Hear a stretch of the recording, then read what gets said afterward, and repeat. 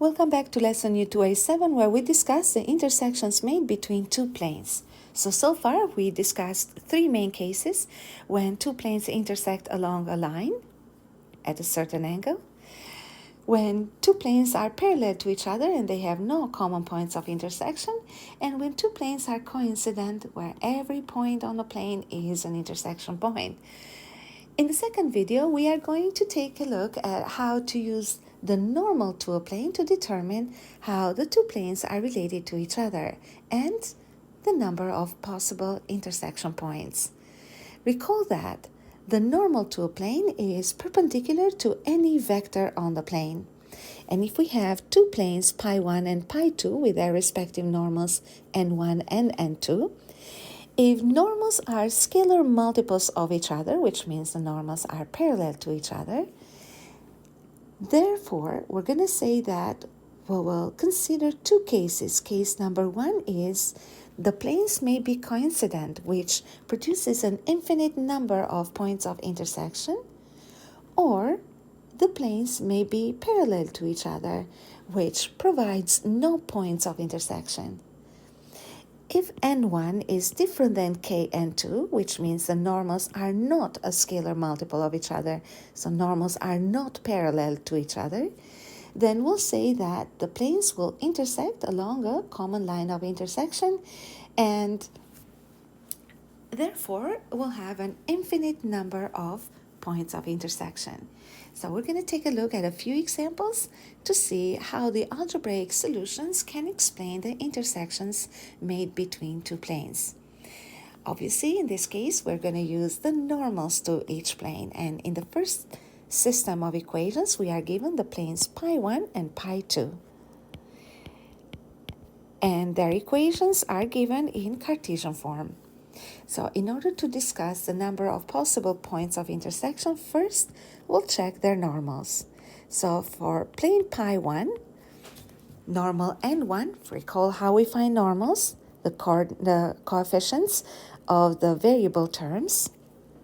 So coefficient of x will make the x-coordinate of the normal, coefficient of y makes the y-coordinate of the normal, and coefficient of z makes the z-coordinate of the normal.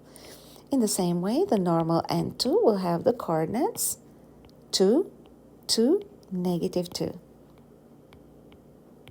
There are different ways of how to determine whether scalar multiples of each other. So my favorite and quicker way is by finding the ratios of the respective coordinates, which means finding 2 over 1, so the ratio of the x-coordinates, and then 2 over negative 1, the ratio of the y-coordinates, and negative 2 over 1, which is the ratio of the z-coordinates. So if you simplify them, we'll get 2, negative 2, which are different. So we need to have all of them equal to each other to say that they're scalar multiples of each other. In this case, we'll say that the normal n1 is not a scalar multiple of normal n2. So this is a quick way for us to understand or make a quick decision whether the two planes will intersect at every point, no points, or along a line. And this will be the case when the two planes will intersect along a line. So now we can understand, hopefully, the importance of why we use normals or analyze normals to two planes in order to determine the points of intersection. So we're going to solve this system with more confidence, knowing that this system of equations will produce the equation of a line. So let's get started. First, I like to write the equations of each plane. So we have x minus y plus z equals 3, and 2x plus 2y minus 2z equals 3 again. So I'm going to call them equations 1 and 2.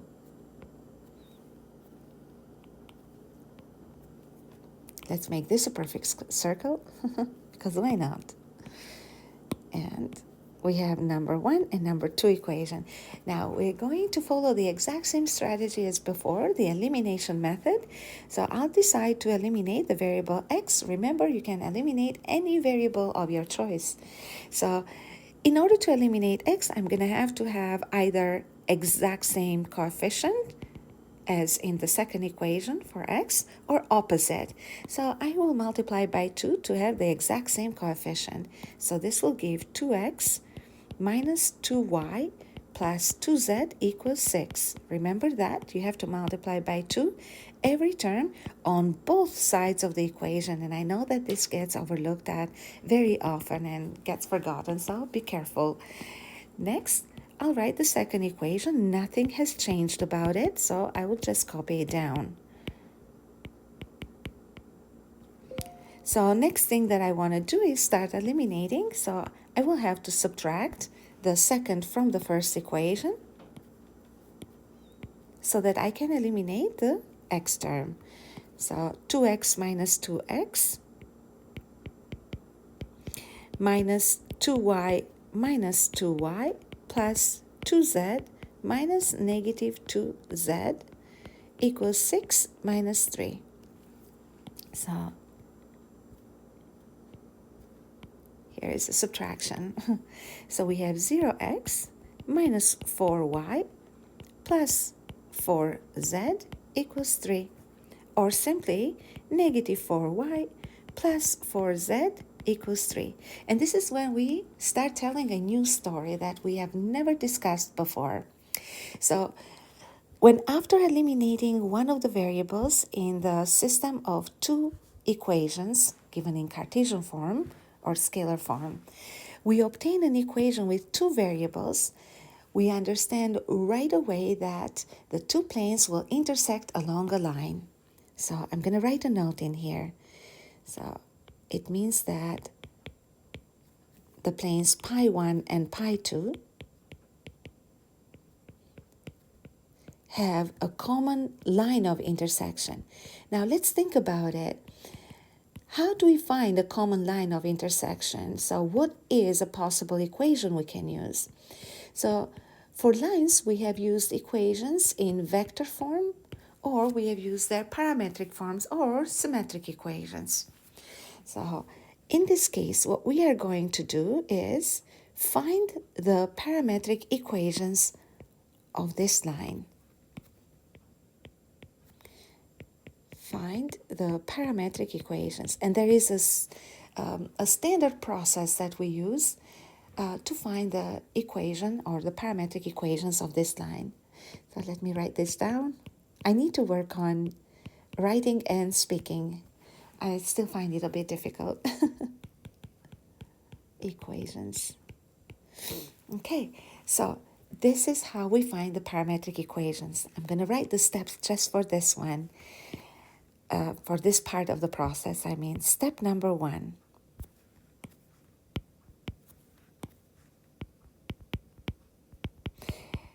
We are going to let one of the variables be a scalar. And you can imagine, or you can think of it just like, for example, when you have the equation of a line with two variables. So for example, if you have 2x plus y equals 3. So in order to find the y coordinate, you give x a certain value and solve for y. Now, in a two-variable equation, like in a system of two equations, it's easier to just substitute x by a regular number, like a numerical value, give it a numerical value. But here, because we're going to have the equation of a line with an infinite number of solutions, then we're going to choose not just a numerical value, but a scalar, an unknown scalar value. So we're going to let z be some scalar t.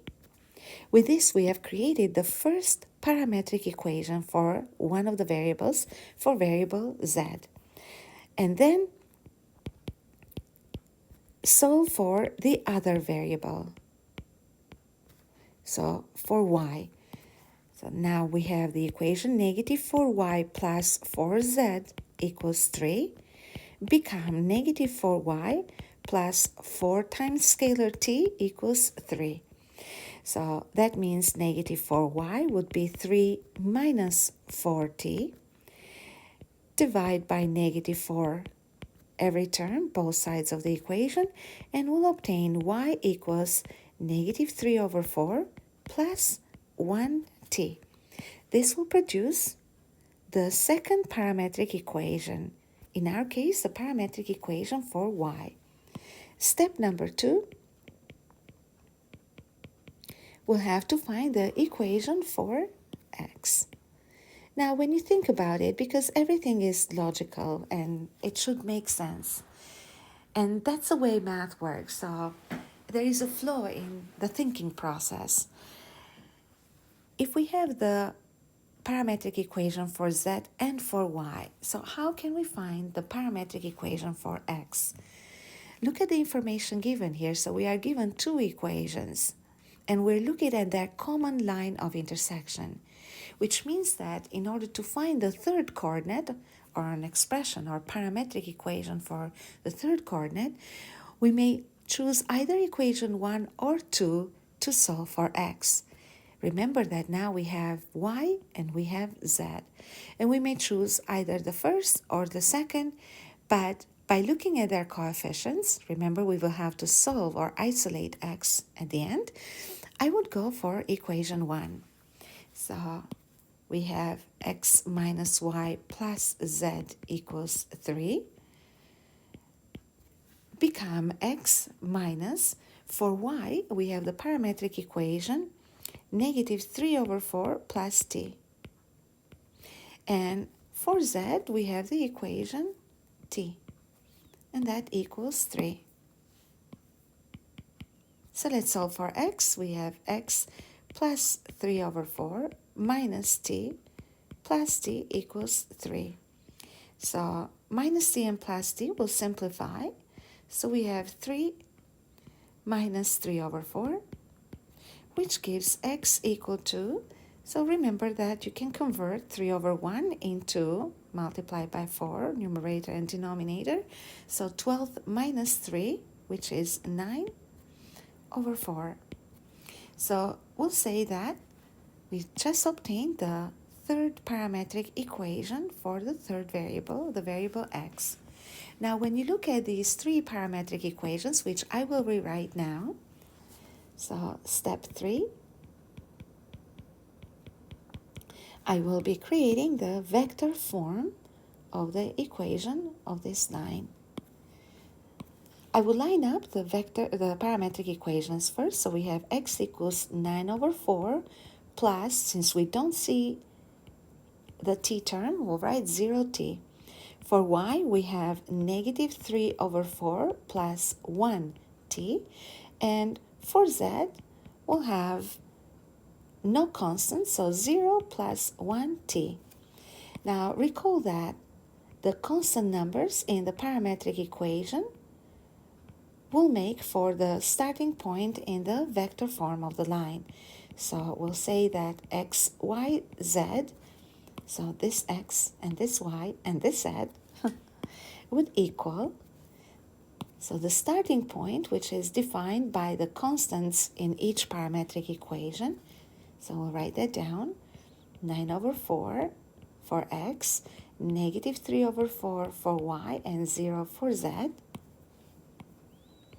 And then plus the scalar t, and now we'll have to write the coordinates of the direction vector 0, 1, 1. And we'll say that, voila, we got the equation of the line of intersection in vector form and in parametric form. And if you were asked to write the equation in symmetric form, you would know what to do.